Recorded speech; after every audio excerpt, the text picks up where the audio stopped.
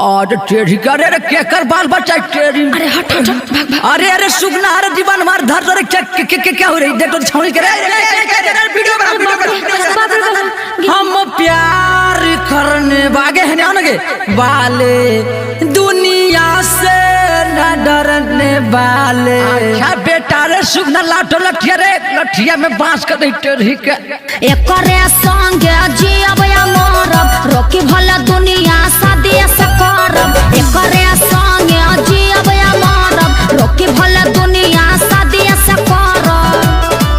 हम साथे साथे जरने वाले हम प्यार करने अरे ना के हम प्यार करने वाले दुनिया तू कहला ट्राई तेरा मोय कहने गए टेढ़ी के सब लइकन बिगड़ गया है पढ़े के बहाना करके ने उन्हें घुसता है। ए बाबा देखिए गाली मत दीजिए हम इसके गर्लफ्रेंड है। टेढ़ी के गालल फ्रेंड रचा मरल फ्रेंड रहे ना घुस में गए। आपको क्या होता है?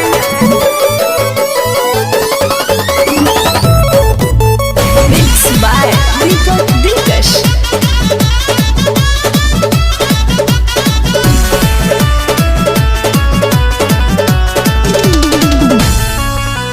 नई खे कोनो के यतना पावर कदी ही हमनी के दूर हो।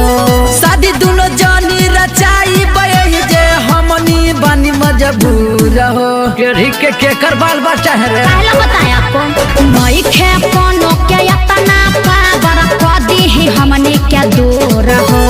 शादी दोनों जानी रचाई बये जे हमनी बानी मजबूर हो।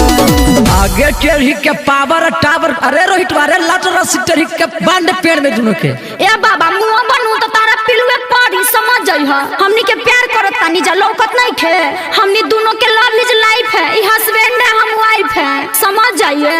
फर्क के हुसैन पड़ने वाले हम प्यार करे आगे तू बोला साथे के हम प्यार करने वाले देखा तो बांध के ठीक ना करी था। हम प्यार करने वाले तोहनी से न डरने वाले सब कोई के देख ले वो चुन चुन के मरो।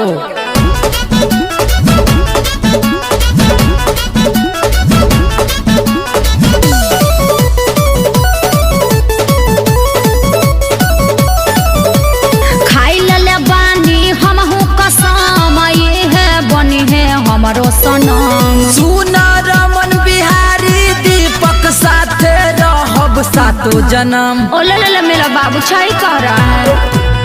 खाई ले बानी हम हो कसम ये है बनी है हमारो सनम। सुना सुगंधी बाना बिकू साथे रहब सातो जन्म। ई टेढ़ी के नो लखवा के बेटा नहीं सुधरेगा लाभ टेढ़ी के शादी दोनों के करा दे। हाँ करा दो ई बाप के नाम हंसवा देलस त कहे थी कि ताकि था कोची ला सिंदूर दोनों को ब्याह करा दो टिकवा दो धरा। ए नहीं हो सकता हम बढ़िया से ब्याह करेंगे। लव यू हेल्प करने वाले हम प्यार आगे मलबा डालेंगे हम प्यार करने वाले डालेंगे अब कह लगाएंगे डालते तही रुक ना ए जी लेकिन यहाँ पैर छू ना जी अपना पति के गोड़ लगू जाओ काली मैया हमार सपना पूरा हो गए। टेढ़ी के जमाना खराब हो गया है तनी को लाज शर्म नाम के चीज नहीं है।